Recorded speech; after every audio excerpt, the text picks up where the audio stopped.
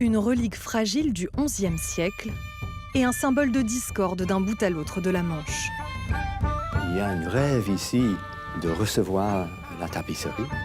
Un récit minutieusement brodé de la bataille de Hastings en 1066.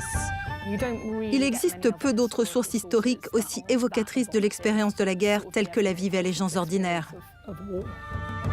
La tapisserie de Bayeux entreprend un voyage inédit en 1000 ans, depuis la Normandie jusqu'à Londres. Aucun déplacement ne se fait jamais sans le moindre risque. Alors pourquoi son prêt au British Museum est-il devenu une affaire d'État ?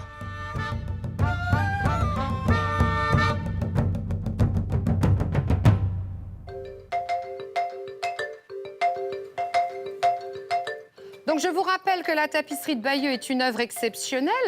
Quand on dit tapisserie, ce n'est pas vraiment le cas puisque c'est une broderie.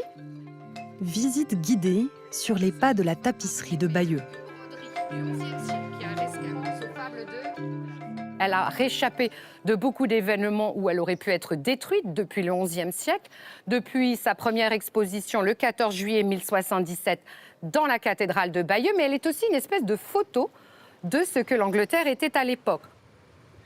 Même si l'ouvrage n'est plus exposé, l'intérêt reste vif du côté des touristes comme des locaux.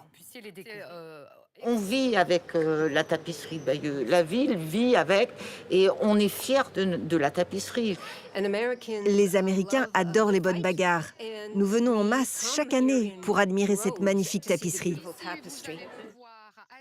La ville de Bayeux propose désormais des itinéraires alternatifs aux touristes pendant l'absence temporaire de sa célèbre broderie. C'était l'ancienne bibliothèque. Le prêt lui-même est venu un petit peu comme une surprise, mais pour le coup, on trouve parfaitement normal de prêter à une œuvre d'art qui est tout à fait à l'origine de ce qu'on va appeler la dynastie des rois normands anglais. Les Anglais venaient la voir, on la leur prête, mais on espère qu'elle revienne, c'est surtout ça. Cette relique unique est prêtée au British Museum de Londres, un voyage hautement symbolique. Moi, je pense que la tapisserie de Bayeux, c'était avant tout un instrument de propagande politique. Quand on connaît la dissidence entre l'Angleterre et la France, c'était un outil politique majeur, quoi. Près de 1000 ans plus tard, l'œuvre demeure éminemment politique. La décision de prêter la tapisserie au Royaume-Uni a suscité la polémique des deux côtés de la Manche. Pour rénover le musée de Bayeux, la ville a été contrainte de reléguer sa principale attraction à la réserve. Donc ici, on se trouve dans l'ancien séminaire de la ville de Bayeux, l'ancien lieu de formation des prêtres, et qui, à partir de 1983, est devenu le musée de la tapisserie de Bayeux. Le musée accueillait jusqu'à 3000 personnes par jour avant sa fermeture en septembre 2025. Son directeur, Martin Bostal, supervise désormais les travaux sur le site d'origine, ainsi que la construction d'une nouvelle annexe. La tapisserie était présentée dans une vitrine en forme de U, à la verticale, dans cet espace ici. Le musée doit ouvrir ses portes fin 2027. Ce projet, chiffré à 40 millions d'euros, vise à préserver le précieux objet dans les meilleures conditions possibles. Il a été acté, suite au constat d'état de l'œuvre qui a eu lieu en 2020, que l'œuvre devait désormais être présentée d'un seul tenant sur un pan incliné, en fait, pour soulager les tensions verticales qui s'expriment sur les fibres. Ce qui veut dire la création d'un bâtiment qui soit de la longueur de la tapisserie, donc qui fait quasiment 70 mètres de long. Donc pour la première fois, elle a un écrin entièrement conçu pour sa valorisation auprès du public et pour sa conservation pour les générations futures. Par le passé, le Royaume-Uni a formulé de nombreuses demandes de prêt, notamment pour le couronnement de la reine Elisabeth II en 1953. Mais la France a toujours refusé. En 2018, le président Emmanuel Macron laisse entendre que cela pourrait se faire. Lord Peter Ricketts était le diplomate en charge de coordonner les opérations du côté britannique. Il y avait la crise Covid, puis les relations franco-britanniques étaient pas très bonnes sur les questions de Brexit surtout, un peu compliqué. Ce n'était pas le moment de lancer un vaste programme de diplomatie culturelle. Une fois les deux gouvernements sur la même longueur d'onde, le président français s'est alors engagé à faire appuyer le projet par des expertes et des experts. Je dois vous l'avouer, nous avons fait tout notre possible pour ne pas nous retrouver dans cette situation. de voir prêter la tapisserie de Bayeux. Nous avons cherché les meilleurs experts au monde pour expliquer par le menu pourquoi un tel prêt était tout bonnement impossible. Et croyez-moi, nous les avons trouvés. Et croyez-moi, nous les solliciterons à nouveau. Pendant ce temps, la tapisserie était décrochée au cours d'une opération méticuleuse et minutieusement chorégraphiée. 1, 2 et tac, tac, stop. 1, 2... Alors pourquoi ce textile ancien est-il si important pour les Britanniques ? 2 et tac, stop. Tout le monde connaît la date de 1066. C'est peut-être comme 1789 en France. 58 scènes saisissantes, retraçant les événements ayant conduit à la conquête de l'Angleterre par les Normands. Intrigues de cour, vengeance et bien sûr le carnage de la bataille de Hastings. De la disparition du roi Édouard le Confesseur au couronnement d'Harold Godwinson, jusqu'à l'affrontement décisif dans la campagne du Sussex, le 14 octobre 1066. Le point culminant, la mort du roi Harold, tué d'une flèche dans l'œil comme le voudrait la légende. Un artefact médiéval qui dépeint les origines du Royaume-Uni. Ce qui me fascine chez Guillaume le Conquérant, c'est qu'il ait pu croire qu'il parviendrait un jour à mener ce plan à bien. Encore aujourd'hui, quand je repense aux ressources dont il disposait, à sa position, à la situation en Angleterre, soyons honnêtes, les Anglais ne voulaient pas d'un Normand comme roi. Je pense que cet événement a durablement marqué l'imaginaire collectif, parce que c'est la dernière fois que l'Angleterre a été conquise avec succès. Tout s'est joué ici, dans la ville de Battle, dans le Sussex. C'est ici que le roi Harold, le roi anglais, est mort en 1066. Harold, ses frères et ses principaux commandants se seraient tenus ici pendant la bataille, l'armée anglaise déployée de part et d'autre face aux Normands qui remontaient dans cette direction.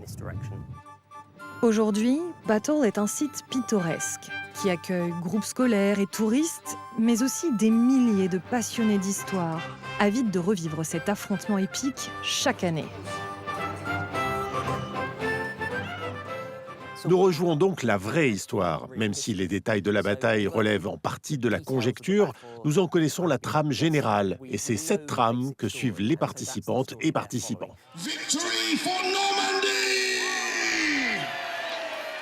Beaucoup d'Anglais veulent incarner les Saxons, mais les Français font aussi le déplacement. Et évidemment, eux, ils veulent être les Normands.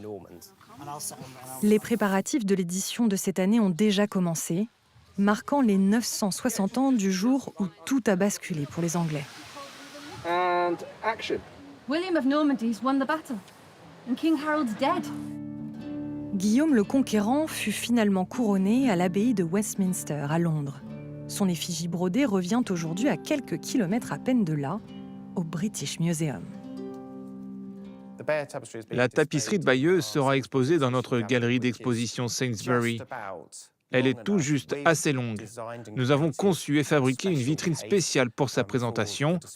On pourra voir l'ensemble de la tapisserie d'un seul tenant. Le rapport scientifique publié en 2022 a recensé 24 000 taches, 9 600 trous et 30 déchirures. Les expertes et experts ont recommandé une restauration dans les meilleurs délais. Pourtant, lorsque nous avons demandé aux autorités françaises et britanniques quand cette restauration pourrait avoir lieu, nous n'avons obtenu aucune réponse. Nos tentatives pour joindre les spécialistes de la conservation mandatés par le ministère de la Culture sont elles aussi restées vaines, l'une de ces personnes invoquant une clause de confidentialité. Puis en juin, la nouvelle ministre, Catherine Pégard, a tenu une conférence de presse cherchant à dissiper tout doute sur l'opération. Rien, absolument rien, n'a été laissé au hasard, en particulier en ce qui concerne le déplacement de cette œuvre. Le ministère a également diffusé un rapport spécial décrivant les modalités de transport de la tapisserie. Dans une caisse spécialement conçue d'un peu plus de 3 mètres de long et de 2,50 m de haut, la température à l'intérieur doit se maintenir à 20 degrés Celsius et le taux d'humidité à 50%. La caisse est elle-même suspendue dans une structure en acier équipée d'amortisseurs pour réduire les à-coups et les vibrations. Une fois chargée dans un camion, elle traverse la Manche par navette ferroviaire, pour un trajet de 560 km jusqu'à Londres. Mais de nombreux détails clés du rapport ont été caviardés, alimentant les inquiétudes sur ce voyage. Je pense que ça vient de contraintes qui sont exercées sur l'objet, une forme de tension, de mouvement dans le tissu, des endroits où les fils ont pu se distendre. Ce sont des particularités propres au textile qui rendent son déplacement délicat. Ce ne serait pas le cas avec une sculpture ou une peinture, par exemple. Les personnes opposées au prêt affirment qu'il est impossible d'en évaluer les risques. Le journaliste Didier Rickner a lancé une pétition contre le déplacement de la tapisserie et près de 80 000 personnes l'ont signée. Ils expliquent qu'ils ne savent pas, ils n'ont pas mesuré la sensibilité aux vibrations de la tapisserie de Bayeux. Donc on ne sait pas comment elle va réagir. Donc ce qu'ils font, c'est qu'ils minimisent les risques. Mais jamais on a transporté quelque chose d'aussi fragile qui ne pouvait pas être transporté, comme le disait le ministère de la Culture, il y a encore 1 an et demi. Et donc il suffit que le président de la République dise « la tapisserie de Bayeux peut voyager sans être abîmée », et voilà, c'est miraculeux, ça peut. Le British Museum affirme que ses équipes effectueront des contrôles méticuleux pour détecter tout dommage éventuel. Et le gouvernement britannique se porte garant financier de cet objet inestimable durant son séjour à Londres. Aucun déplacement ne se fait jamais sans le moindre risque. Mais la conception, les procédés et les procédures visent à réduire ce risque au niveau le plus raisonnablement bas possible. Je suis convaincu que si les conservateurs, qui connaissent mieux que quiconque la tapisserie, ont dit non, c'est pas possible de le prêter sans risque à la conservation, il n'y aura pas lieu. Au-delà des enjeux de conservation et des jeux de pouvoir politique, cette fragile pièce de lin, brodée par des artisanes anglaises anonymes, suscite toujours admiration et émerveillement, 1000 ans plus tard.